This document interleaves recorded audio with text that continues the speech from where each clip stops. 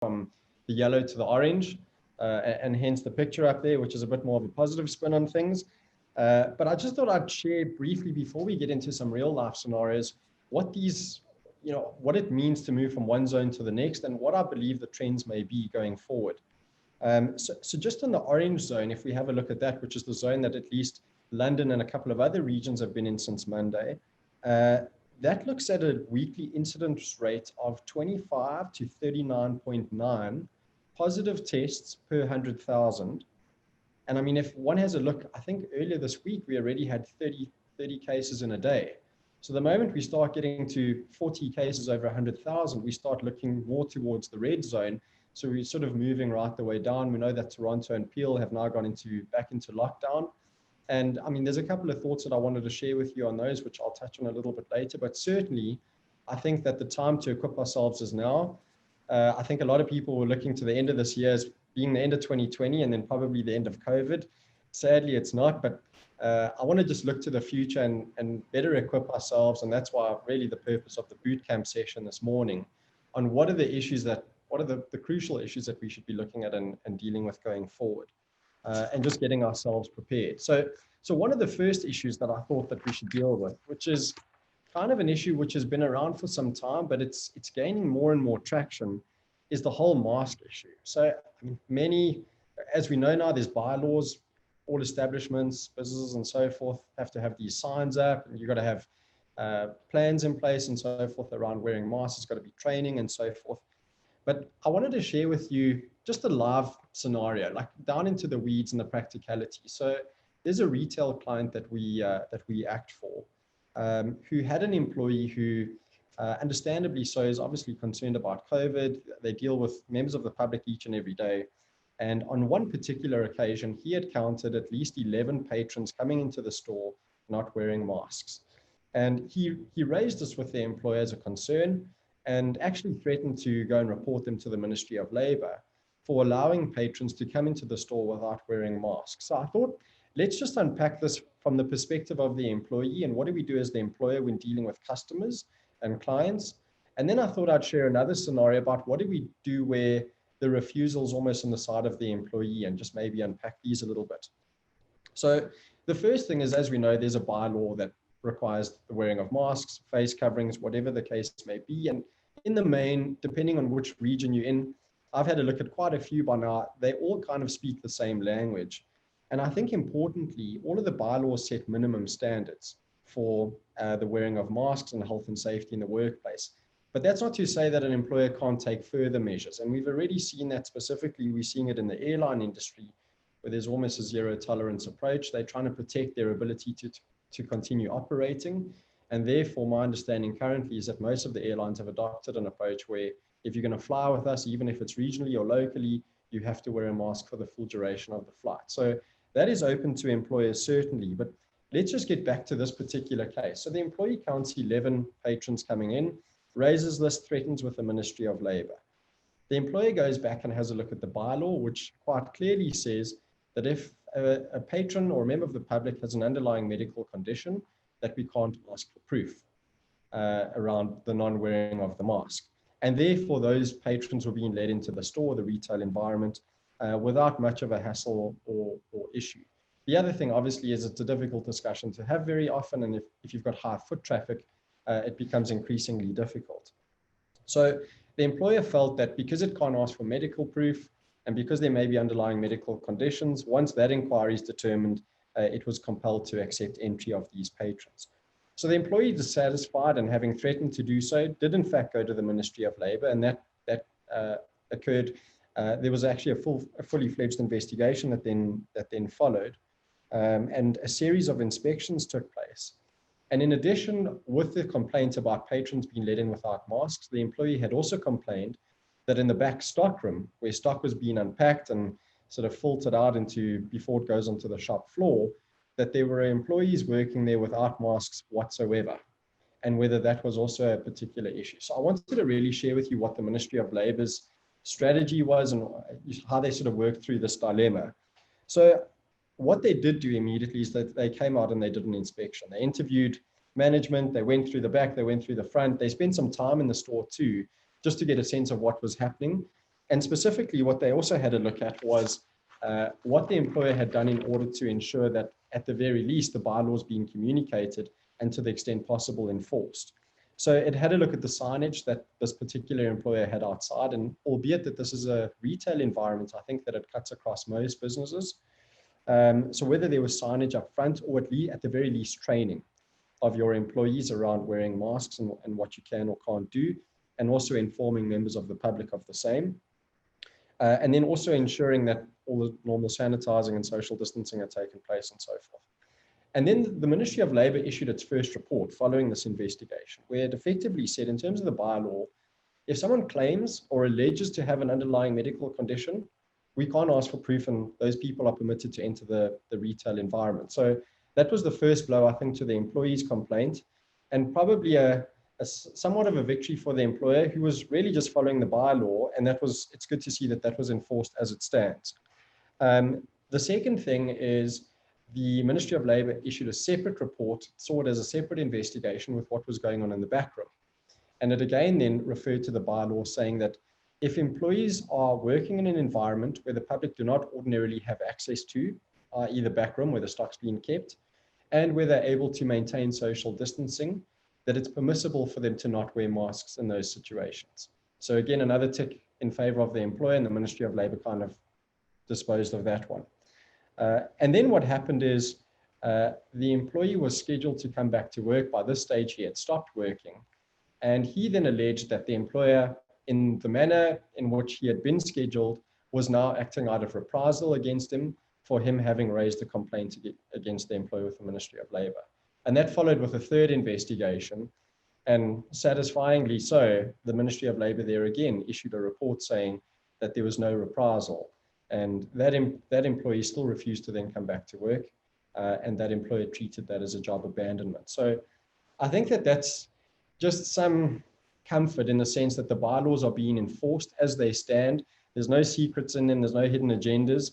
And even where there's a lot of noise, at least from employees or other patrons or customers in a store, the Ministry of Labour's stance has been to simply implement what the bylaw says. So that's some comfort. But I wanted to then share the scenario about an employee who comes into your workplace.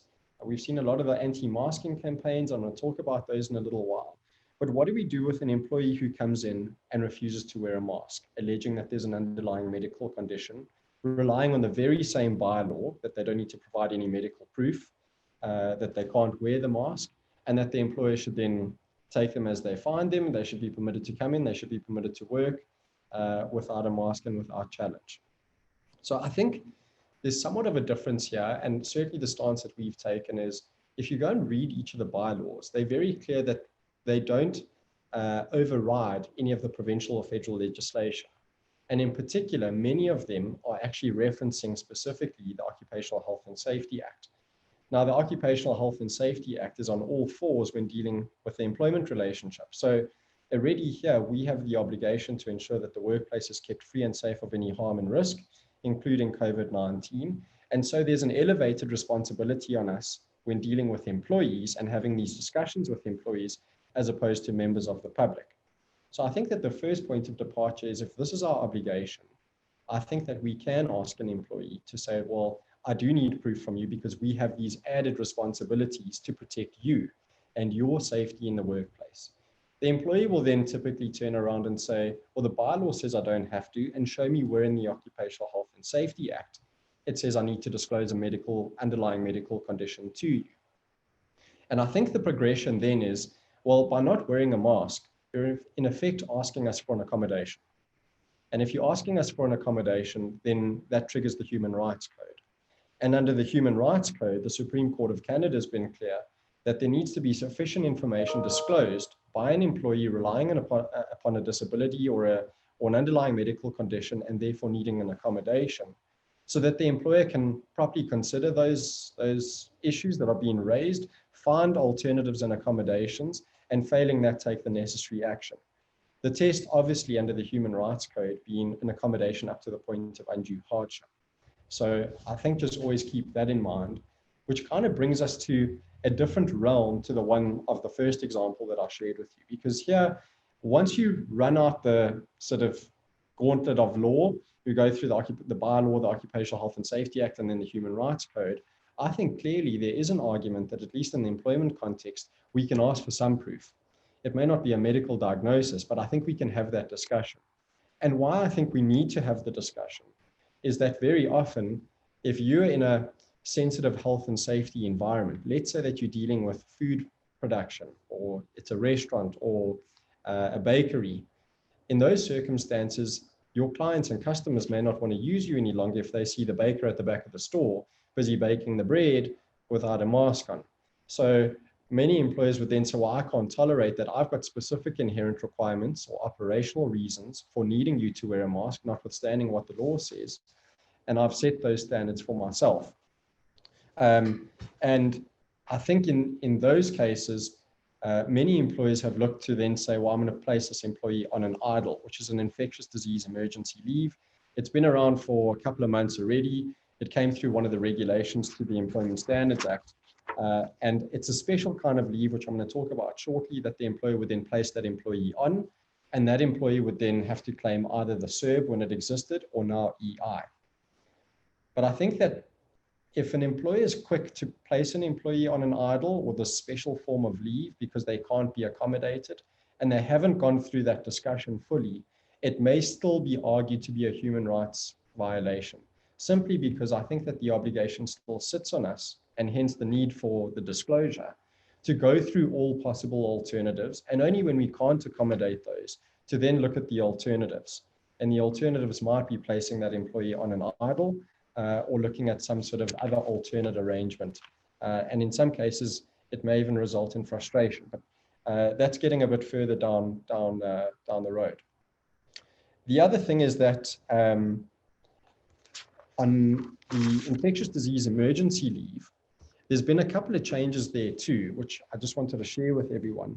So as I'd mentioned already, it's a form of job protected leave, which means that an employee can't typically be terminated for having to take this job protected leave, but an employer can also place an employee on an IDLE in the circumstances that I shared with you earlier for reasons related to COVID-19. One of the other reasons may be because the person needs to look after children owing to school or daycare closures. And the third one may be where the person is required to self-isolate, either on the direction of a medical professional or owing to any form of travel. So that's IDLE in a nutshell. And we've touched on it before, so I don't want to spend too much time on it. But I think what's interesting is some of the changes around IDLE. So what we did find, sadly, throughout the pandemic is that, and hopefully none of you ever encountered it, but some of you may have heard of these, we had employees who were kind of abusing the process, saying, I need to go on an IDLE because my child can't go to school, or I need to go on an IDLE because I need to self-isolate for whatever reason. And typically these were more prevalent during the summer, when the weather was a little bit warmer, and we've certainly seen those being curtailed now. But I think the biggest change that I've seen around the IDLE is the financial incentive is starting to disappear. So for those who were perhaps abusing or didn't quite qualify for going on an IDLE and therefore claiming the SERB, that's now changed. So up until October, anyone who was on an IDLE could apply for $500 a week, which was the SERB. And interestingly, that was a taxable benefit that was paid. So I think just one of the knock-on effects to look at down the line is that one may get requests at the end of the tax year for employees coming and asking to get salary advances or loans or whatever the case may be, because I don't believe very many of the recipients of the SERB were siphoning off a tax contribution each month, and they're therefore going to sit with that liability potentially at the end of the tax year. But that was how it was structured up until October. Now, if you're put on an IDLE, or if you need to take an IDLE because of school closures or needing to self-isolate or being placed on one by the employer, you've been transitioned back to EI. So the SERB is no longer available. And under EI, we know that that's up to 55% of your insurable earnings, up to a maximum cap of $573 per week. So I think if you have a look at the low and mid-range salary bands, many employers will be getting far lower than the $500 a week that they were getting under the SERB, and therefore that bit of financial incentive has disappeared. On the flip side, those employees who genuinely do need to be placed on IDLE or do need to avail themselves of IDLE may similarly be losing out. So it's not a win-win scenario, but certainly we're seeing some of the abuses starting to disappear, which is at least good news for employers.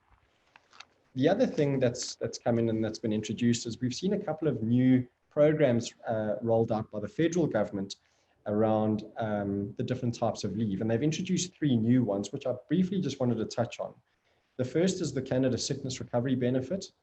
Interestingly, here, this is a $500 a week benefit that you can apply for if you need to quarantine or if you've been diagnosed, but it's only for 2 weeks. You've got to apply for each week individually.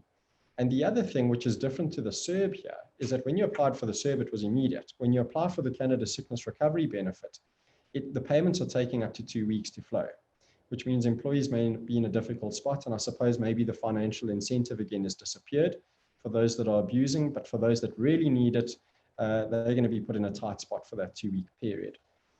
The second one is the Canada Recovery Benefit, just briefly, $500 a week as well. And this can run up to 26 weeks. It's available for up to 26 weeks, but it's only available for those individuals who wouldn't ordinarily qualify for ER. So that would typically be your consultants and self-employed. And I know that HR professionals and management frequently get these questions around what can I qualify, and you're expected to know and keep on top of the law. And for that reason, I'll just share these with you. And then you've got the Canada Recovery Caregiving Benefit, which is if you need to care for a child under the age of 12 or a family member, then that's also $500 a week for up to 26 weeks. There's an important distinction here that I wanted to share though. So under the federal Canada Recovery Caregiving Benefit, that benefit can be applied for only if the school or daycare, has been closed or is unavailable in the case of children, right? So it's a situation that compels you to stay at home and look after your child. It's not out of your free will or choosing. So I just want to pause on that. So that's the federal arrangement. Under the IDLE, we have similar language where a parent can stay home if they need to look after a child for the same reasons owing to a daycare or school closure. But there, importantly, if you read the legislation, it doesn't seem to give an elective opportunity to a claimant. So you can't say, well, out of preference, I would prefer to keep my child at home. I'm fearful that they may pick up COVID in the school environment or daycare environment. And therefore, just as a precaution, I'm going to keep them home and therefore I should apply for the IDLE. The legislation is not worded as such. But if you're going to have a look at the Employment Standards Branch and some of the writings that they've done in that specific clause, they've certainly suggested that there may be instances where individuals may still qualify for an IDLE, where they're keeping their children at home on an elective basis. And that's maybe not information we want to shout from the rooftops, but I'm just putting it on your radar as something that's possibly there. And again, very few of these provisions have been interpreted or litigated over because of the closures of tribunals and courts. But this may be an issue that comes across your desk in weeks still to come. Then we had a new regulation which came out the end of September. And that caused mass panic. I read about it in the press. The phones were ringing off the hook. Those had a whole lot of scary sort of messaging in it. And it really seemed like things were now becoming closer to lockdown and becoming really serious. So for those of you that are interested, the regulation was 364 of 20. It's got a nice long name, Reopening of Ontario, a Flexible Response to COVID-19 Act of 2020. And what that brought about is this requirement for daily screening. So I know that previously it had certainly been our suggestion as a good practice that employers would screen employees on a daily basis. And I think we had shared with those of you who were on the previous webinar, just some documentation around those, where employees would almost on a weekly basis just sign a declaration that they don't have any symptoms, they haven't traveled, they haven't been exposed, they haven't been diagnosed. And then also just building in a positive obligation that if things change, just to let us know so that we could deal with those. I'm not too sure whether those practices were being rolled out widely enough. And so the regulation came in, making it a compulsory requirement, but then also requiring that it happen on a daily basis. And again, we had many clients phoning saying, how do we practically deal with this? Some employers have 3 or 4 employees, some have 300 or 400, some have employees into the thousands. So how are we going to practically comply with this? Because there are fines if there's non-compliance in a cost-effective manner and effectively. So, I mean, I think that there's 3 options, which I wanted to share with you. These are the 3 practical options that we've seen happen. And then I also just wanted to share some commentary on the fors and against of each of those. So the first that we've seen was a physical manning of entrances, where you would almost have a member of personnel posted at an entrance, and that person would be screening these people, getting them to sign in, getting them to check off the list. And at times, depending if you're doing temperature testing, that would happen there too. I think the one issue here is that that was an expensive exercise because it now required additional headcount, especially if you have a multi-entrance facility or warehouse or operation. And also there was an unnecessary exposure point now where you've got one person sitting on the front line every single day, testing each and every person coming in. And yes, you got plexiglass and all these sorts of things, but those were just some of the concerns that were certainly shared from employees who had those jobs and what they would be exposed to. I think the one benefit is that if you had a smaller environment and it's a single entrance facility and this was possible and you had a spare member of staff that could do this, the one nice thing is that it's real-time screening. So if a person isn't able to check off the list, you know there and then that they shouldn't be coming in, as opposed to some of the other methodologies where people may come in, it's only determined 7 hours later that Nick never checked off the list properly, he's been feeling ill, he's got a cough and sore throat and temperature, but he's been working the whole day. Now you've got an exposure point. So that was the first option, was the physical manning. And again, it lends itself to fact-specific environments and typically probably the smaller ones.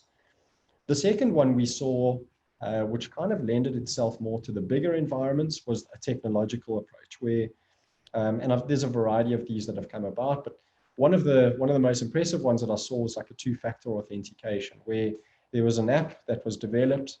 All of the employees download the app on their phone. When they get to the front entrance of the facility or the employer's business, they would scan their card, pull up the app would go through the COVID questions, they'd sign those off, and their card would then release the door and they'd be entitled to come in. Automatic record keeping, live time as well, but really expensive and required additional hardware, so there's a lead up time in order to get that running. The third one, which I think is probably the most practical, for those of you who didn't like options 1 or 2, don't worry, I'm with you. The third one I think is a more pragmatic approach, a more cost-effective approach. And it's certainly the one that we're suggesting first to clients, which is have a proper training regime in place if you don't already have one, and most employers do, and make sure that there's proper training on what this COVID declaration looks like, and possibly just keep proper records of all of your staff having been trained. And then at the front entrance of each facility or door, have that same screening declaration put up there in big font, whatever the case may be, together with a notice that by entering the facility, you're confirming by virtue of your conduct that you've consented to the COVID declaration, that you confirm that you don't suffer from any of the symptoms, and that you're free and able to enter to the facility or the employer's business pursuant to your training. So I think the benefits here is that's an immediate fix. It's cost effective. Even if you've got a multi-entrance business with back door, front door, side door, it's easy to implement. The one downside, however, I think is that it might be unpoliceable. So, I mean, if an employee looks at the sign and walks in despite having a cough, you're never really going to know. And I think the other thing is there's no daily record keeping, but that in itself creates an administrative nightmare. But if ever asked, that may be something that's difficult to prove. But I think in the main, that satisfies the requirement and the obligation for daily screening. While we're talking about daily screening, and each of you may have your own criticisms or pros and cons for each of those, I mean, I thought it may just be important to share a couple of considerations as well. I mean, the first is that whatever screening option you choose, whether it be the physical manning, the technological, or training and signage, each of them are based on an honesty system. So for each of those, it's user input based. So if I decide to check off the list on whatever system you have, you're never going to know, and I'm going to enter the facility. So again, this is a protective measure. It's not a fail-proof plan. The second thing is it misses asymptomatic carriers, which I think is just, it's part of the system. It's something that we haven't been able to resolve, not that I understand yet from medical professionals, but there are indications that a number of people will pick up COVID-19 or be carrying and contagious with COVID-19, but not necessarily symptomatic. So they're walking around, they're telling you, I don't have shortness of breath, I don't have a temperature, I don't have a cough, sore throat, whatever the case may be. And generally they don't, but they're still carrying. So all of this daily screening is not going to pick up any of those people, nor is a temperature test. So just again, something to bear in mind. These are best practices. They're not foolproof. And I think the last consideration, just having worked through it, is that certainly the government of Ontario has been clear that it will do all in its power to avoid another shutdown. And I suppose that's why each region's been broken down and color coded, because we're going to deal with high numbers where we have to, and low numbers are going to be allowed to continue as is. But I think that the government's quid pro quo for that is putting the obligation back on the employer. And that's why we see things like daily screening and so forth.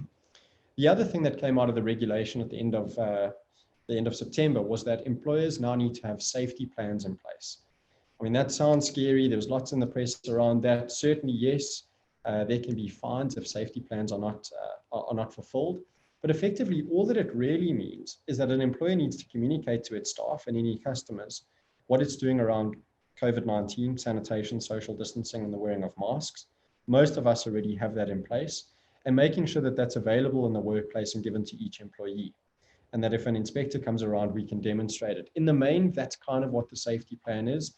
And I think most of you would already have a form of safety plan in place, even if not labeled as such. And then the third scary thing that came out of the regulation, which I read about in the press, and I just wanted to dispel that now, is the need for eye protection. So we had a lot of calls at the time saying, well, there's a new regulation out. Now we've got to wear masks and eye protection, as if it wasn't enough already. Those of you, I'm not too sure, it's happened to me a couple of times. You jump out of the car, run to a store, and realize at the door that you forgot the mask. Well, now you would have forgotten your eye goggles too. So I, for one, immediately went on, had a look at the regulation, went back to the source. And what it effectively says is, if you are going to be dealing with customers or clients or patrons who are not going to be wearing masks themselves, and where social distancing is not possible, in those cases, the additional requirement to wear eye protection is needed. And I think that was really geared toward the healthcare facilities, hospitals, and so forth, where you may have patients who don't have masks on, but you're in close contact with them. In those cases, you would need the eye shields. But having said that, if you have a look at the strict wording of the regulation, I mean, I suppose that the same may be true in the restaurant and bar industry too. So if you're serving patrons at a table, it's likely that you're not going to be 6 feet apart in many cases. I know that when they're sitting down for a meal or for a drink, they don't need to have a mask, so it ticks that box. And arguably there would need to be eye protection too. However, I think the saving grace for the time being is that I don't believe that was the intent of the regulation, and I haven't seen any enforcement in that field. So if you have a restaurant or a bar or any similar sort of facility or business, that may be something to start considering and just getting yourself ready for in case they do start enforcing it. But like I said, I don't believe that was really the intention behind. Then, because this is boot camp and we're down in the muds and we're learning about what's going on in the ground and at the coalface, I thought it'd be important to just talk about DDay, January 2, 2021. The date hasn't changed yet. I've had lots of questions about whether it is or it may. This is the whole issue around the regulation, and it's 228 of 20 for those of you who want to look it up, which converted temporary layoffs into infectious disease emergency leave, or the IDLE, which I spoke about earlier. And by doing so, the limitations to a temporary layoff under the Employment Standards Act, the 13 or 35 weeks, was no longer triggered. And therefore, you never ever triggered the deemed termination provisions under the Employment Standards Act if you had a lengthy temporary layoff. So there was some protection given to employers there through that regulation. And importantly, that regulation also said that if you've got employees on a temporary layoff, it doesn't constitute a constructive dismissal for purposes of the Employment Standards Act. And I want to share a real life example here with you now.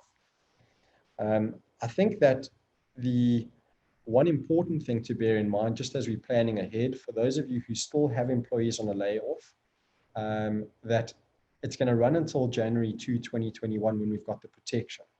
If it's going to be extended, and I'm only going to school on what happened the last time, it was extended the day before it expired. So we're going to probably find out, maybe on New Year's Day, that there's a further extension or that there's not a further extension. But by the end of January 2, the risk of triggering the termination provisions under the Employment Standards Act may again become considerations once you hit the full period of a layoff. And in addition to that, the risk of a constructive dismissal. Now, just briefly on the issue of constructive dismissal, for those of you who are hiring new employees, please reach out to us. I'm very happy to give you a free clause to include into your contracts of employment around constructive dismissal. And let's just through natural attrition start getting those through.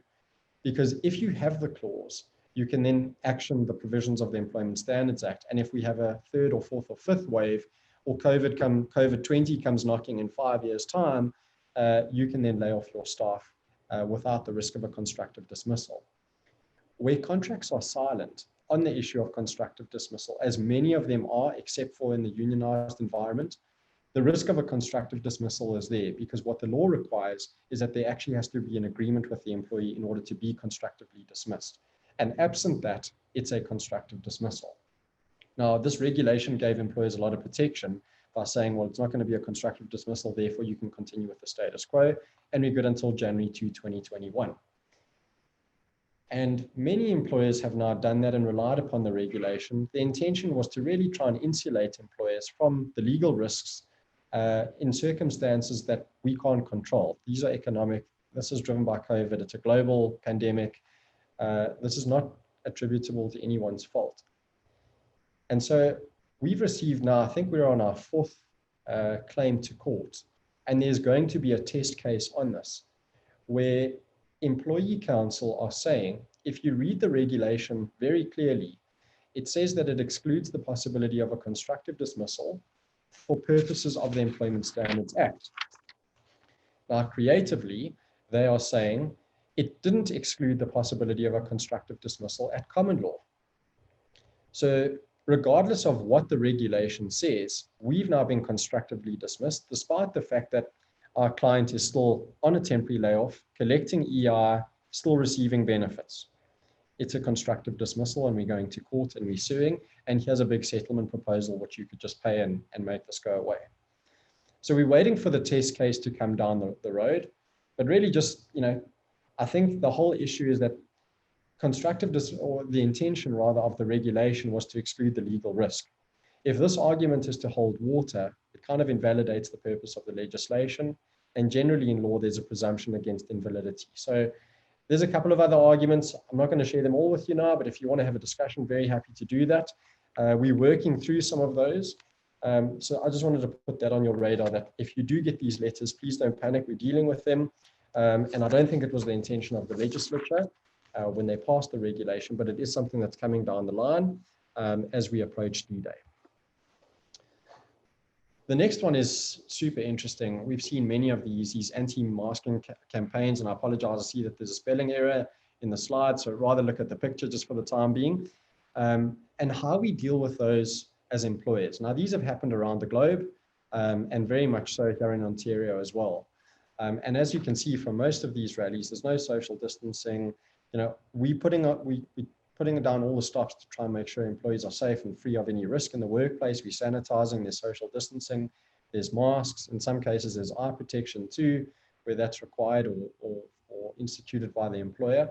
And then you get a whole group of your employees go to one of these campaigns or rallies, and it's all for naught. These are the people that are coming back into employment on a Monday morning.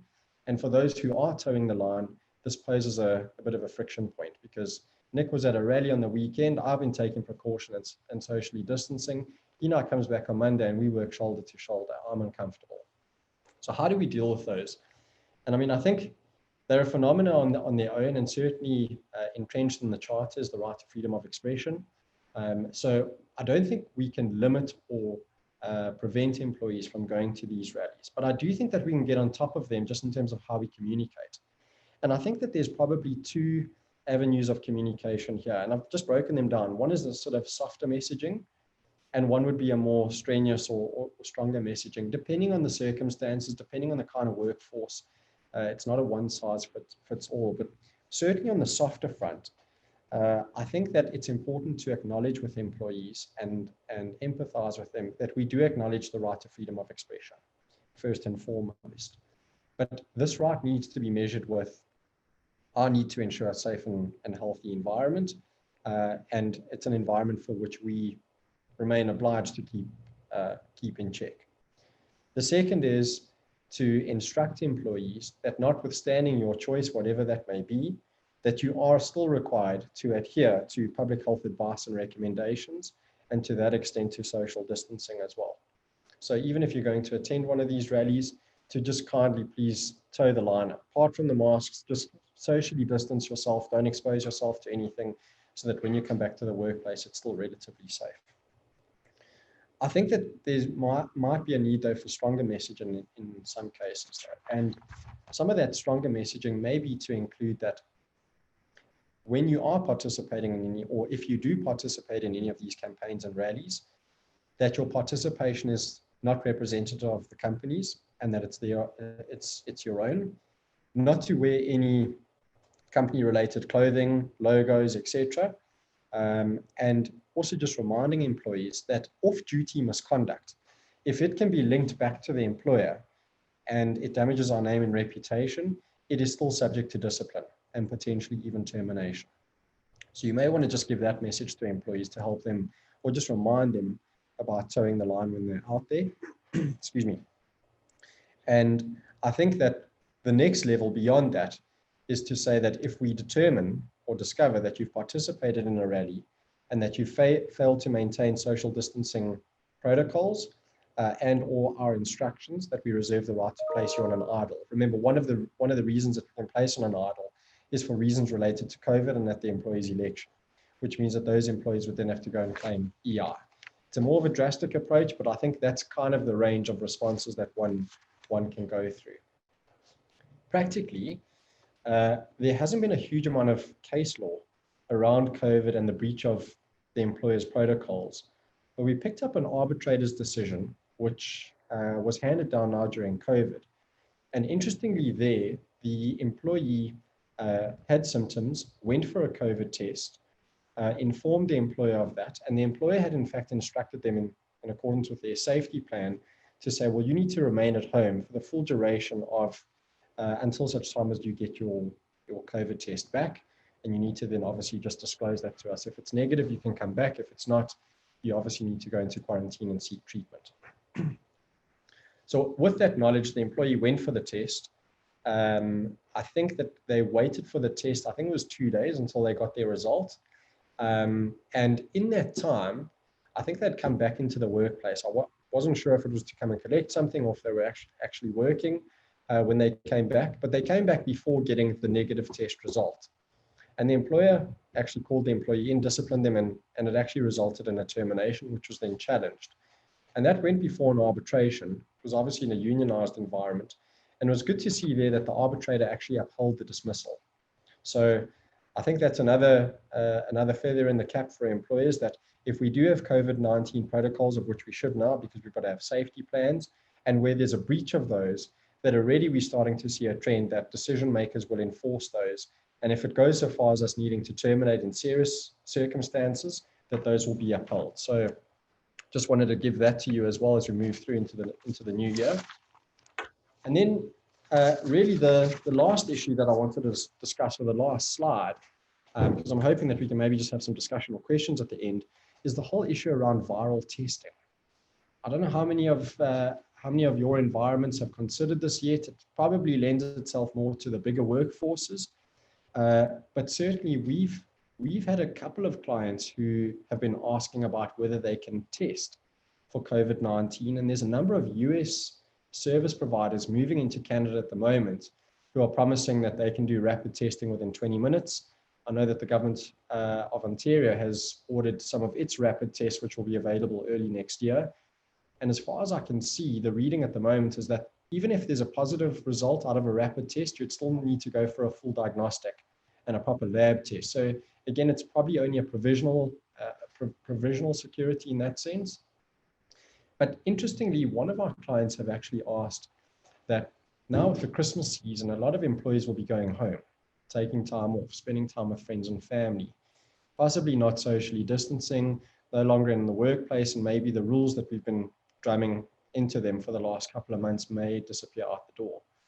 So when they come back from the Christmas break, are we able to then test them, get one of these service providers in to satisfy ourselves that it's safe and free to do so? Because the last thing that we want is to have a COVID positive test the first week of January and then get shut down for the new year.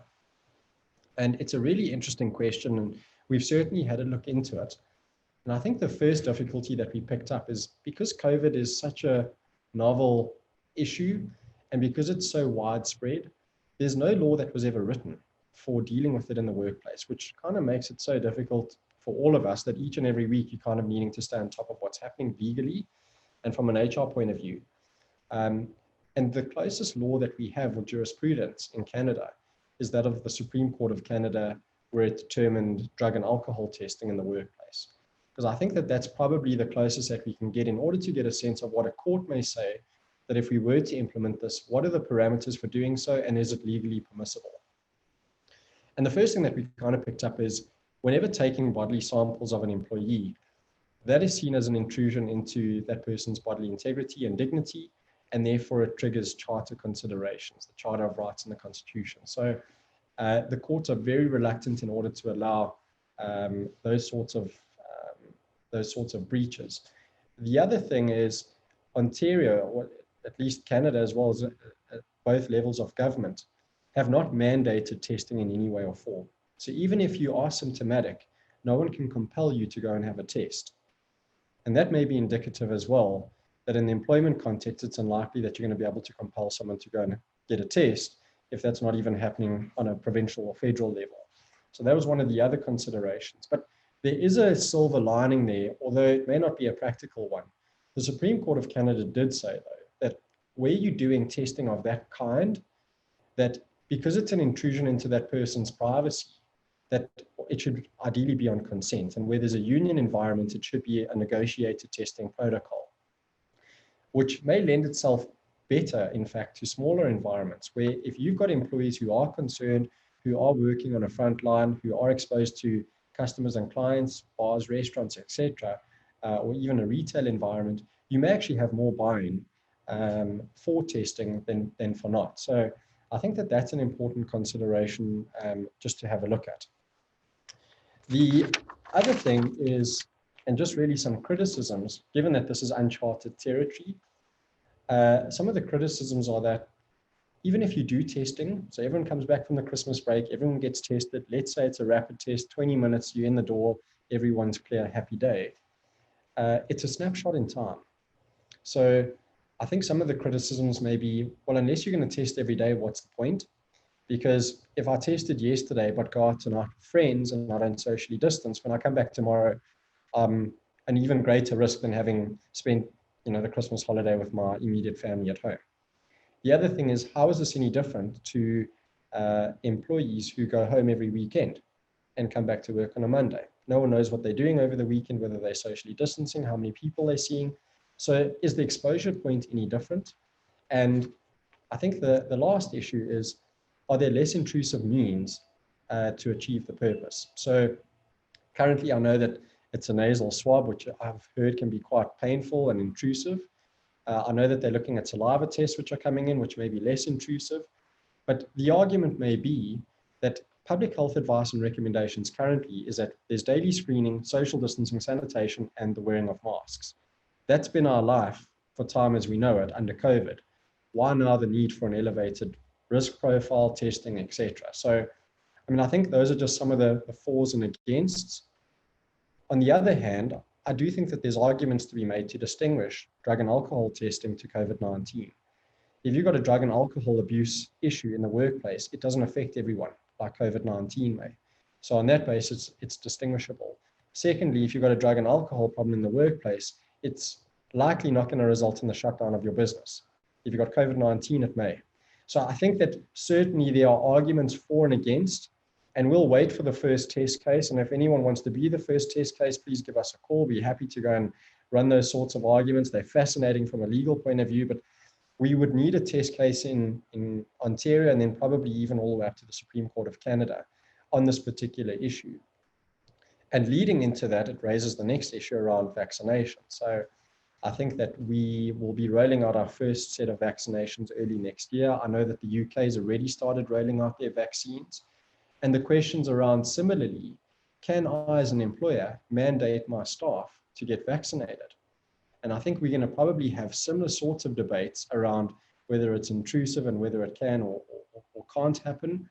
And again, just to share with you some legal background there, this has already been tested in 2 hospital environments in arbitrations in Ontario, albeit that there were slightly different facts. Both of those were turned down. The employer's request was turned down that you can't vaccinate. But again, I think that we are dealing with slightly different facts here, different circumstances. And certainly whoever brings that test case will go to school on what the shortfalls were in those decisions and make sure that they are not hindrances in any future litigation that goes forward. So I thought that was also just an important aspect to discuss. It's certainly going to be on the cards early next year. And I suppose the other thing is whether it becomes a matter of public health and advice that there's compulsory vaccinations. I mean, I think that's probably a political and public policy decision, but I mean, it may also go that way. So lots to look to the future and certainly uncharted territory. And if you are going to test, despite some of these risks, or if you do have consent at the very least, which is probably the only way that you're going to get it through, if you do have consent, the Ontario government is running out a pilot project currently where employers can voluntarily sign up and they will provide the rapid test to them free of charge, but the actual testing and processing costs will still be for the employer. So for those of you who have thought about this, are interested in it, wanted to pursue it, consent at the forefront, and just to make you aware of this government program. And that's really all that I wanted to share with you today. I mean, it's kind of the things that we're picking up at the coalface on the front lines, the masking, the daily screening, this whole vaccination issue, testing, etc. And just the new developments around leave and the CERB obviously falling away being a big one too. So if there's any questions, I'm very happy to take them. And maybe I can just hand over to you. Alternatively, if it's easier, you could also send questions through to Select Path. They can pass them on to me, and I'm very happy to answer those and work through them with you as well. Thank you very much.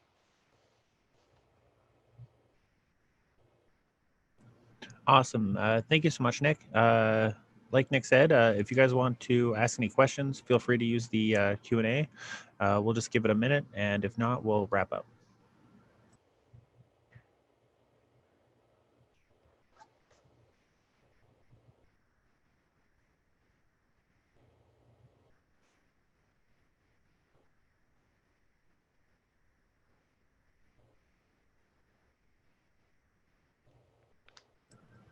Okay, it doesn't look like we have anything coming through at the moment. If you would like to send in your questions, you can email Nick, or you could email us at SelectPath at info@selectpath.ca. Once again, thank you so much, Nick, for coming out, and we hope you all have a wonderful day. Thank you, everyone, and have a Merry Christmas. Thanks very much, Select Path. Bye. Thanks, Nick.